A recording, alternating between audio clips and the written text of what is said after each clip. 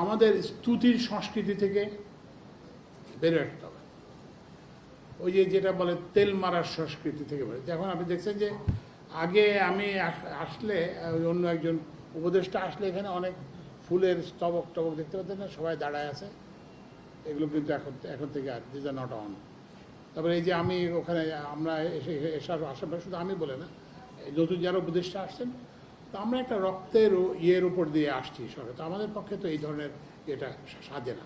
সবাই এই যে আপনি খবরের কাগজে হেডিং দেখেন, সবাই দুর্নীতিতে আকণ্ঠ নিমজ্জিত আছে না, সবসময় বের হয় না পত্রিকায়, পেট্রো বাংলা বলেন, বিপিসি বলেন, সব জায়গাতে। বিদ্যুৎ বিভাগের সচিব সব ইয়ের চেয়ারম্যান, এনার্জি বিভাগের সচিব এনার্জি বিভাগের সব কোম্পানির চেয়ারম্যান, তারপরে বিপিসির চেয়ারম্যান ওনার সব কোম্পানির চেয়ারম্যান।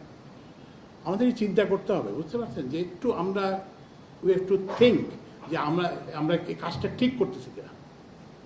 এবং আমি আপনাদেরকে সাংবাদিকদের মাধ্যমে এটা জানিয়ে দিতে চাই যে আমরা অচিরেই এইসব যারা যেসব বিদ্যুৎ এবং জ্বালানি খাতে যেসব কোম্পানি আছে সেগুলোর চেয়ারম্যান আমরা বদলে দেব।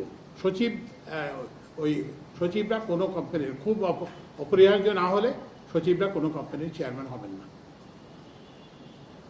তো ওই জন্যই মানে আমি তো আপনাদেরকে আমি ওই যে সরকারের এই যে নথির আমি তো গোপনীয়তা রক্ষায় প্রতিশ্রুতিবদ্ধ। যেখানে হাত দিচ্ছি একটা করে অনিয়ম পাচ্ছি, যেখানে হাত দিচ্ছি একটা করে অনিয়ম পাচ্ছি, যেখানে হাত দিচ্ছি একটা করে অনিয়ম পাচ্ছি। ওই যে একটা বললাম যে সচিব যদি কোম্পানির চেয়ারম্যান থাকে, যে স্বার্থের সংঘাত হয়, সেটা রিমুভ করা ছাড়াও আমরা সেখানে ছাত্র প্রতিনিধি অন্তর্ভুক্ত করব। কিন্তু এই যে এই ছাত্ররা যারা দিছে, কারণ আমাদের তো সময় শেষ, তো we have to groom our future leaders of the country. তো আমরা তাদেরকে কোম্পানিতে অন্তর্ভুক্ত করব। আপনারা কিন্তু এটা দেখতে পাবেন। প্রধান উপদেষ্টা বলেছেন আমরা আমাদের সম্পদের হিসাব দিব। তারপরে আমরা উইল রিকোয়ার আওয়ার যারা সংস্থার প্রধান তাদেরও আমরা সম্পদের হিসাব চাইব। এখন আমি বলতে পারছি না, কারণ আমি তো দিই নেই। তা আমি যদি ওনাকে বলি যে আপনার সম্পদের হিসাব, স্যার আপনি দিয়েছেন স্যার, তো ওই জন্য আমরা করবো।